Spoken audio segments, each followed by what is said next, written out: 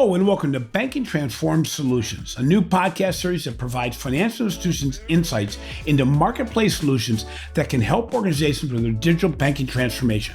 I'm your host, Jim Marous, founder and CEO of the Digital Banking Report and co-publisher of the Financial Brand.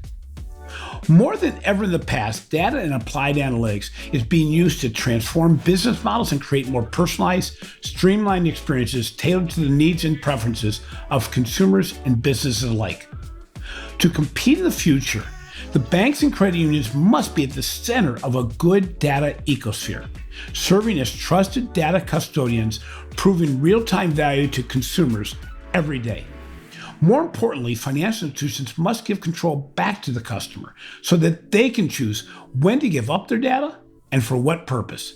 In this episode, Hossein Rahnama, CEO and co-founder of the Toronto-based company Flybits, discusses how data can make relationships stronger by keeping data secure and using data responsibly on the customer's behalf. So welcome to the show today, Hossein. First off, I want to welcome you for the second time to the Banking Transformed podcast. You were our fourth guest on the podcast where you discussed how contextual data can transform banking experiences. The mission of Flybits and really of our podcast has withstood the test of time. We both know now more than ever that data, analytics, creative thinking, and technology can come together to solve business problems while at the same time addressing customer needs. So saying, before we get started, could you provide a short background on both your career and the mission of Flybits? Yes. First of all, thanks again, Jim. Great to be with you again. For sure, a lot of things have changed since COVID started, but I'm glad that we are here again together talking. So just as a quick background on myself, I'm a computer scientist. I have a PhD in computer science and AI. I spun off Flybits from a research lab about 7 years ago with a focus of building tools so that non-data science experts and non-AI experts can build these types of predictive and personalized capabilities at scale. I did not have a background in the financial industry, but when I looked at banks, I was like, wow, look at all the data sets that are available in these organizations. And at the same time, look at how many millions of customers they have. It's a perfect place to prove our technology and thinking on the power of data. I have a great set of team members, an executive team helping me to scale Flybits, and we are working mostly with financial institutions around the globe. So in doing my research for this podcast today, I came across an open letter that you made to Canada's top national newspaper, the Globe and Mail. In it, you talk about the promise of the data age, when data is protected, organized, secured, and delivered through the right channels. It can power work for us, relieving stress, fostering connections, and improving lives. What prompted you to deliver this, basically a rallying cry to the industry? I was looking at many large organizations in terms of how they treat and use data. Their view is that, hey, let's have these big repositories, call them data lakes. Let's put everything there, secure it, and sometimes even without the permission of the user, mine it and model it, and then push things to the user. Now, the good thing is regulation is now preventing that in many areas, especially Europe with GDPR and new directives that is coming up. Consumers are becoming more aware of their data rights. And also, banks are looking at big tech firms that, hey, look how personalized and predictive these consumer channels are. How can we use that on our own digital channels? So bringing those three things together really prompted us to say, hey, when you think about open banking, when you think about the ownership of the data by the user, when you think about the privacy preservation of the data, you need to look at data differently. Last time that we talked, most banks were thinking about AI. And what we discussed was that AI without data is meaningless. So now that you have all of these data assets, how do you control it? How do you manage it? How do you respect your users' privacy and really turn that into value? So the article that I wrote was focused on open banking, not as a restriction, but as a very big opportunity for banks, because by really using the trust factor that they have with their end users and with a focus on experiential design, they can not even compete with the big tech, but they can also introduce some very new business models in which privacy is a key design element of them. So it's interesting because over the last 18 months, when we were all secluded in our own little cocoons, consumers became and business became more aware than ever of the power of digital interactions, digital engagement, digital purchasing, proactive solutions. Think of this. How have you seen the landscape change with regard to the consumer view of how data is being used and what is new and involved in the role of the banks? So if you think about 5 years ago, the literacy around data ownership, data rights, ethics on using data, governance of data, these were terms that mostly were used in academia. Now we have large set of customers that are aware of what happened with Cambridge Analytica. They are worried how big social media firms are using their Facebook. And they are like, hey, I don't want that to happen anymore. At the same time, if you think about the relationship between an end user and their financial institution, their bank, there is an element of trust there. So we thought if we can bring these together, there will be a way for data to still be shared as a catalyst of generating value, but through a very different paradigm. The paradigm will be not misusing someone's data, but really bring value, and with the sense of trust, convincing them to share that data with you in exchange of a value. So that's what's happening now. Consumers are way more literate about the power of their data as a new asset class in which they can generate value out of it. And I think the ecosystem is ready for absorbing new capabilities that can turn that data into a catalyst of impact. You know, it's interesting. We mentioned on the first podcast we had about contextual data and the value. You know, when we look at what's happened over the last 18 months, we have a number of consumers that are using Instacart to buy groceries, but learning that as Instacart is used more frequently, it starts to make assumptions about your frequency of purchase and uses contextual data to say, we can take some of that load off you and save you time. Netflix does this with movies. Amazon does it extraordinarily well, not as much as predicting what you want to buy next is prompting you if they see something that hasn't worked in the past, and also looking to say, how can we work going forward in building a better way to engage in a way that really transfers value? When banks are becoming more involved in the lives of consumers, on one hand, they want their bank to know them, look out for them, and reward them. Yet, as you mentioned, they also value privacy and security. What is the trade-off between privacy and service? Well, there shouldn't be a trade-off. And I'll answer that question by first giving you two examples. And I will give you a comparison on how you built this example 5 years ago and how you build it now with privacy preservation in mind. We have a very large bank that is using Flybits for their lending unit. So when they understand the propensity of a customer, if he or she is looking to purchase a home, they deliver a pre-approved mortgage offer using Flybits. But as part of that package, they provide a utility company as a preferred partner.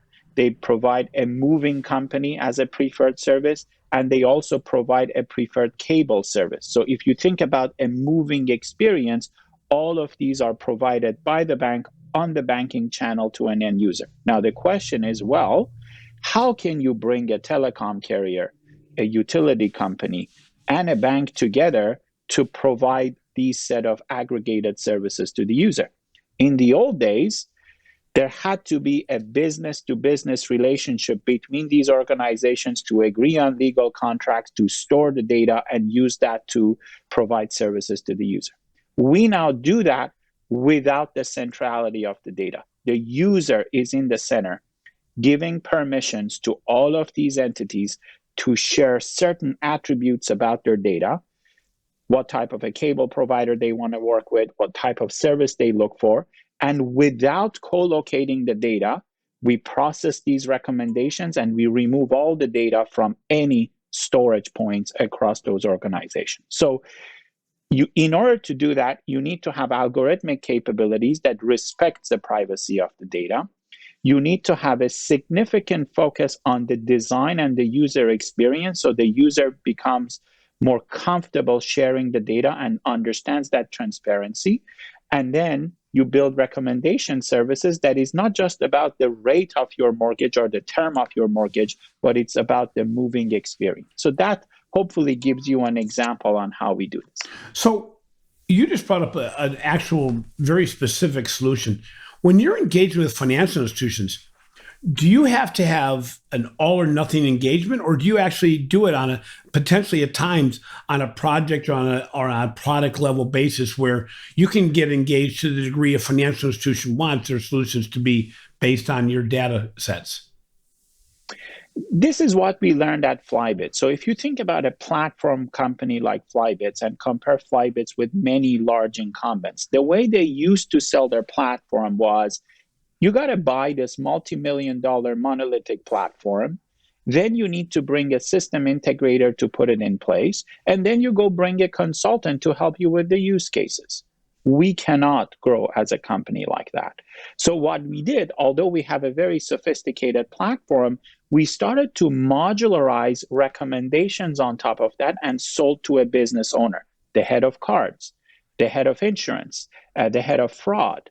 And now they are much closer to the business metrics. They procure it and they can go to the market very quickly. So there were these types of modularities that we created on top of our platform that is not just about the platform itself, but it's about that specific ROI that we bring to a business owner in a bank that is tied back to a set of KPIs. Well, that's interesting because I've talked quite a bit about partnering with a solution provider to help you get to places faster, easier, and with more sophistication. And what you're actually saying is not only can you do it fast, but you can do it in a way that virtually any organization could partner with you, any size organization, because if they're looking for a specific solution, you can help them get there.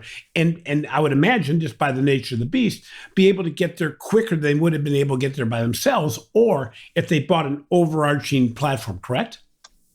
Absolutely. And I think that's the lesson that we learned at Flybits, in which at the end of the day, you have to solve a pain point. Yeah. AI, remember 3 years ago, board members, CEOs, we got to procure AI. And then the question became, why? To do what? Yeah. To solve what problem? So if you look at the problem from an outside in point of view to say, I want to fix this problem. I want to predict the needs of my customers while their privacy is protected. I want to interconnect my card unit to the lending unit. We have an example that, let's say, when you get a mortgage, anything you buy, let's say at a Home Depot, will be 5 times the point on your credit card. Well, in the old days, you had to have your IT department involved. They had to build a very kind of snowflake type of a solution for you. With Flybits, it's just a matter of dragging and dropping some data points and then launching this service within a matter of days rather than months. Boy, that's exciting. Understanding that in a holistic view, you need to have technological and algorithmic excellence.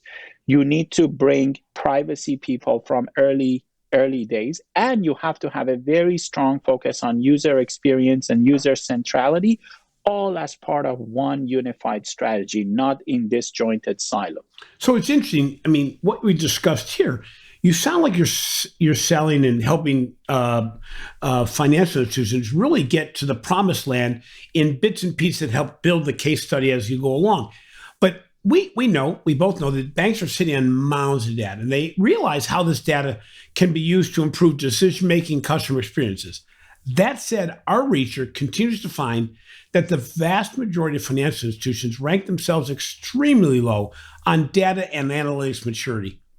Why haven't banks and financial institutions in general been able to turn data into valuable customer insights easier? What challenges do you see as you go out there and you're selling your services? What holds organizations back from moving forward? Yeah, when you look at the data dynamics in a bank, you can really categorize them into three buckets. First one is the CIO office, the Chief Information or the Chief Technology Officer. At the end of the day, the mandate of this unit is to keep the data in, keep it secure, making sure that it's compliant with regulation.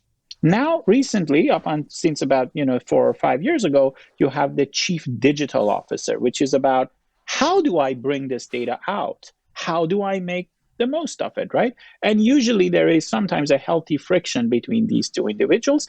And recently, these days, you have the Chief Data Officer, which is supposed to play a horizontal role across the bank.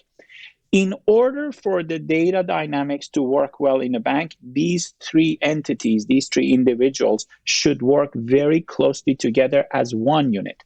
This is why challenger banks, digital banks can move way faster than old banks because digital is just the fabric of this bank.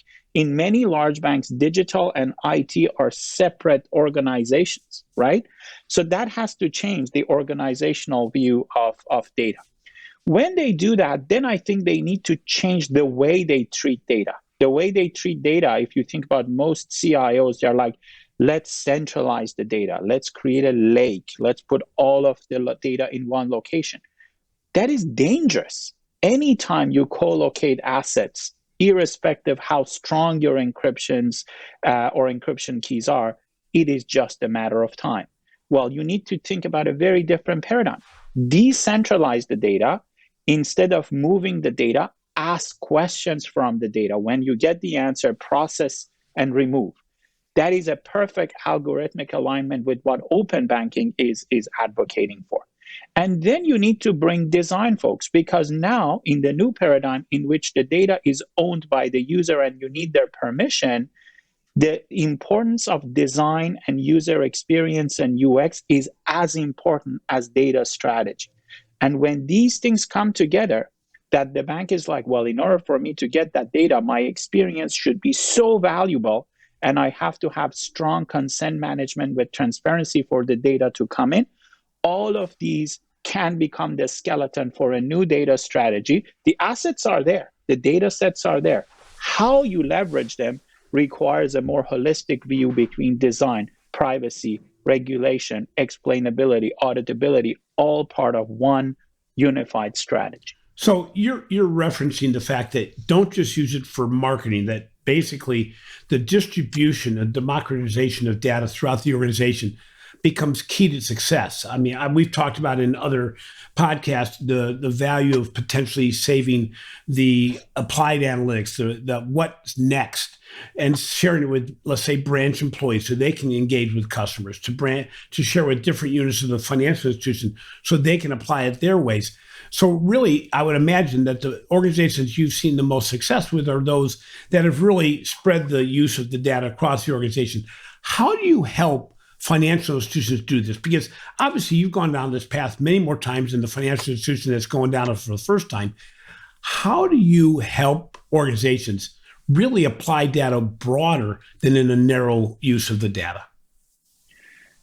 First, we give them a set of tools that allows them to really make the most of their data without expecting them to remove their existing infrastructures. A lot of the incumbents or incumbent platforms in the market, their view is that, hey, I can help you with your data strategy, but first you need to gut out everything you have, put my stuff in, and then the magic will happen. Don't do that. The fact that you have a lot of legacy systems, it's actually good for your bank because it keeps your infrastructure secure. You can have mainframes, you can have CRMs, you can have customer management tools. Perfect. Keep them. Invest in an abstraction layer in which these systems can talk to each other. So that's one of the design patterns that we use at Flybits, helping essentially the CIO's office to benefit from this. Then the question is, okay, now that the data assets are ready, folks in marketing, folks in digital channels are not necessarily coders and developers. What types of tools do we need to give them so they can benefit from this data at scale? That's another layer of the platform that we have. The most recent thing that we have done at Flybits, which is very unique, is that we templatized these data assets into experiences. So for example, we have templates for anything to do for cards. We have templates for anything to do with insurance, for wealth, for my offers. If you remember, early days of the internet, you had to code your HTML page, and then you started to see these authoring tools. Our view about data science and AI is exactly that. Pick up a template for mortgage renewal, feed your data assets, put consent management, go live with that. So that approach is really helping our customers to shrink their launches from a year to 18 months to about 2 to 3 months now, which is a very strong metric for us to measure. Well, it's interesting. I've been meeting recently face-to-face with bankers, and the challenges that they feel the most is, number one, they have so much on their table. There's so much to do. Number two, the importance of getting those quick wins in the marketplace to be able to substantiate additional investments is key. And you said it, that really, I can't engage with a company that is going to take 18, 24 months to get me where I want to go. And in many cases, I can't fix my data to be given to you. I'm assuming from what you said that it doesn't matter how, what I'll call ugly, my data is as a financial institution. You can help use it anyway because you've used it from different organizations that have the same, well, I'm not going to call it dirty data because the data is good, but different silos and all the different ways it's constructed. You've really worked around this. So I wouldn't say it's a turnkey solution, but in many ways it is, isn't it? So you raised a very good point. What I'm seeing in the industry is that you have vendors that their job is that they just come and clean the data. And then they say, hey, now that your data is clean, I can help you to build these types of capabilities. My view is that that's not needed anymore. There are software engineering paradigms that allows you to containerize the data, making sure that they are all talking the same way with the same data contracts. And then you don't need to go through these massive cleansing professional services, which takes years. And every time you have a new data, you got to do that again. You got to think about that. Then you have vendors that their view of data, I call these PFM companies. They are like, yeah, bank, give me all the data. I crunch it every night so that the customer tomorrow can see whether their bill is due or they overspent on coffee. It's not needed. The good thing about open banking, the good thing about confidential computing and edge computing is that all of that can happen locally on the user's phone. You don't have to spend millions and millions of cloud cycles to do that. So when you look at these paradigm shifts and not necessarily worry about the buzzwords of technicalities or blockchain or edge computing or confidential computing, if you understand the philosophy of putting these together to create a transaction fabric, a transaction medium, then you will gain a lot of acceleration from the value you generate for the customers, the KPIs that you can commit to. But I think that shift of mindset is happening now. As it happened with AI, how many, for lack of a better term, I call these AI charlatans we saw in the past 10 years that, hey, AI, but why? What element of AI? I think the same phenomenon will happen. And I was in Davos about a year and a half ago talking to banking executives. The ones that really resonated with me are bank CEOs that are not just looking at the bank as, hey, I want to increase my assets under management. I really like the CEOs who said, hey, the new asset class is data. I'm also measuring my bank with data under management. Yeah. And if that data can be shared to create economic value, in my point of view, that's the bank of the future. So speaking of the bank of the future, we're really talking about a paradigm shift in banking right now. What is the future business model of banks as you see it? So for sure, they will maintain their existing business model. It's just that when it comes to competition and market share, it's just moving the needles, right? I think the ones who will have exponential growth are the ones that can position the bank as a hub of ecosystem building using data. We call it data alliances in Flybits, and we are helping four major banks around the world to build that. And the data alliance is that, think about how you used to build business in the past. I am building a financial technology firm. I'm building a retail firm. I'm building a travel industry. That's going to go away. You put the bank in the middle, you bring the rest of the verticals around that, and you use the bank to share data between them based on the permission and the consent of the user. I have seen that banks are now helping universities to share academic transcripts using their Rails. The Rails were used for payments in the past. Now it's being used for other types of data assets. I have seen banks sharing data between telecom carriers, supermarkets, telecom agencies, and airlines based on the permission of the user. So the user will go and say, hey, I like my bank to help me to reduce my electricity bill. Perfect. They are asking the bank to do it for them. I think the banks of the future are the ones that can figure out this physics, this dynamics of data, by positioning the bank in a much broader ecosystem and then leverage that with their corporate partners, especially their corporate partners. So you see really the banking or industry potentially being in charge of the consumer identity, that they'd be the holder of the identity, but still the control of it would still be the consumer, correct? Absolutely. And that's the new transaction medium that I talked about. So if you even think about technologies like blockchain and forget about the cryptocurrency for a minute, that distributed, decentralized way of managing and handling data combined with capabilities like edge computing will really position the banks to be that trust hub, not just for the users, but also as a conduit between consumers and the rest of the business ecosystem. So when it comes to competing with competing banks and fintechs and big tech firms, what upper hand do legacy banks and credit unions have in this new open marketplace? Jim, on that note, there are different views, and I'll share my personal views. It may be wrong or right, but I think the notion of digital banks and challenger banks competing directly with big banks is not happening. Banks thought it's the case. It's not the case. So I think a number of large banks that I talk to now, they actually look at these digital banks as a partner, because they see that, yeah, the millennial really likes this digital bank for day-to-day payments, but they want to use me to transfer assets from the primary bank to the spending bank, let's say using a MasterCard debit or a Visa debit. So that old notion, and it's very expensive for these digital banks to compete like end to end with large banks. I don't think that's going to happen. Most of these digital banks or robo advisors, they are not making money. They are coming up with these land grab ideas to say, hey, let's go get 5 million users, 10 million users, and then we will monetize that.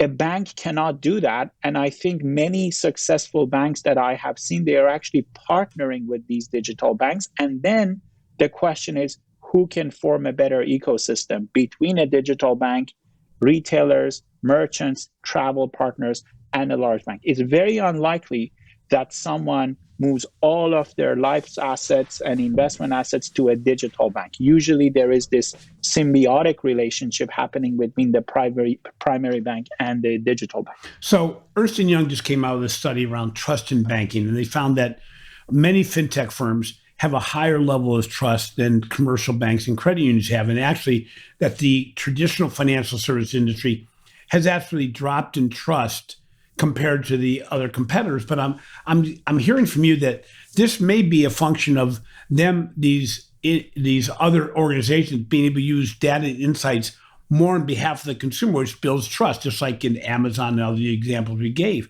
So really, I think as your rebuttal to the fintechs and big techs is that if organizations can use data and applied analytics better and can build relationships where we're really finding solutions on the consumer's behalf, we can regain that trust advantage that we've had in the past, can't we? Absolutely. Even in the United States, look at the role of co-ops decades ago that they represented the rights of their members to the rest of the society. I think the same thing will happen with data. You have this notion of data custodians or data exchanges, that you have a group of members, trusted members, come together, and that entity, that exchange, will represent the rights against the rest of the ecosystem. That is a very powerful thing to use. You can use it for increase the wellness of communities. We have a project now in the US that we use local bank branches as hyper-local data storage for that community. We don't store the data in a big Amazon cloud. It's just for that community using the branch. We then use that data to understand the well-being of that community. We help K-12 students to connect it to tutors in that community. And then we compare one community versus the other to see which one is doing better. Now, imagine if you are successful with that, we use the bank branch, in which its purpose is completely changing. We are using that as a community hub, as a data hub. And now we can go to the government and say, hey, based on which community is doing better, maybe you can have an incentive for them. Maybe you can reduce taxes for them. That is, in my point of view, how data and banks will come together and will really demonstrate that the bank of the future will really allow people to live a better life, rather than, okay, it's just about, lending money or borrowing money. So finally, let's take an example here. Let's say a financial institution reaches out to you and they bring you in, or they get on a virtual call, whichever way it may be, to talk to you about, how do we start? Where's our starting point to build some kind of partnership that shows the value of the engagement? Where do you suggest that banks and credit unions start when they work with you or another data provider? What should be the first thing they do? Start very small. Do not embark on these multi-million-dollar projects that will take years to build. If you look at what COVID did, it was a terrible thing. But what it did was that it accelerated the digital transformation projects of banks from years to months. Now, that really allows the banks to focus on niche areas, focus on small. You don't have to have all the data assets to start. Focus on the core strength of your bank. You may be an alternative lender. Focus on that. You may be very strong in cards, loyalty, and rewards. Focus on that. Use that as a nucleus of differentiation. Build these capabilities around that, and then augment towards the interface layer. What I have seen in most digital transformation projects, although everyone come up with these, utopian ideas for the future, they realize 90% of that budget will go into managing IT complexities, and those use cases won't that are already built in. Their way. It's complexities that, by the way, I got to pay it no matter if I'm here or not here, because it's legacy information. Yep.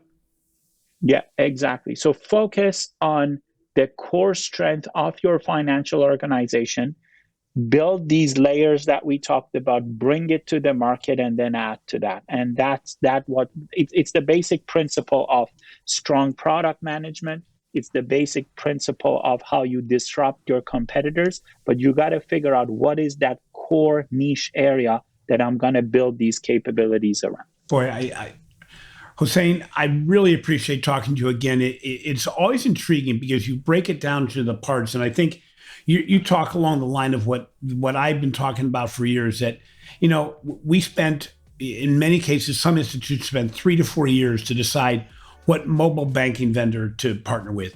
Many companies took even longer on CRM services, trying to get what they thought would be the best scenario. The reality in today's environment, speed is of utmost importance, and the ability to put some stake in the ground and say, we have achieved something today or 2 months from now, is much more important than saying we're going to build something that's going to take 3 years, because by the time you build it, it's going to be outdated anyway. And I think what's interesting about Flybits is it's very clear that you can use data in any format, in any way it's delivered to you from the financial institution, and you're going to find the solution, because it obviously benefits Flybits as well as the financial institution. We're going to find a solution that's going to bring the greatest amount of value in the least amount of time to prove the overall concept of what we're doing. Again, thank you very much. But before we get off the podcast today, how do people get a hold of you? They can send me an email at Hossein, my first name, HOSSEIN @flybits.com. They can also go on our website, flybits.com, and there is a form that they can fill, and would love to hear from your audience. Well, also, I would have to put a plug in for the Financial Brand. You've also authored some articles for the Financial Brand. So if you want to hear more about his perspectives, you can either go to the Financial Brand, and you can go to the Flybits website, which has a lot of content for you to read, and really gives you a perspective on how Flybits views the financial services industry and the opportunities in the marketplace. Thanks again, Hossein. Thanks, Jim. Thanks for having me. You know, it's great to revisit with somebody who I visited with in the past. And it was amazing how many memories came back when I talked to Hossein, because I remember how the discussion around contextual data and application of opportunities for financial institutions was so intriguing to me. I also love the way they break down the problem into manageable pieces that organizations can partner with immediately. And that's the key right now. We can build these big monstrosities of solutions, or we can find those solutions that are going to help fund future solutions. Thanks for listening to Banking Transformed Solutions, just announced as a Communicator Award of Excellence winner for Outstanding Branded Series by the Academy of Interactive and Visual Arts. If you enjoyed today's interview, please be sure to follow the show in your favorite podcast app, and we would love a review of our show. Also, be sure to catch my recent articles on the Financial Brand and the research we're doing for the Digital Bank Report. This has been a production of Evergreen Podcast. A special thank you to our producer, Leah Longbreak, audio engineer, Sean Rowe Hoffman, and video producer, Will Pritz. I'm your host, Jim Marous. Until next time, realize that we have the power to transform banking for the betterment of the customer.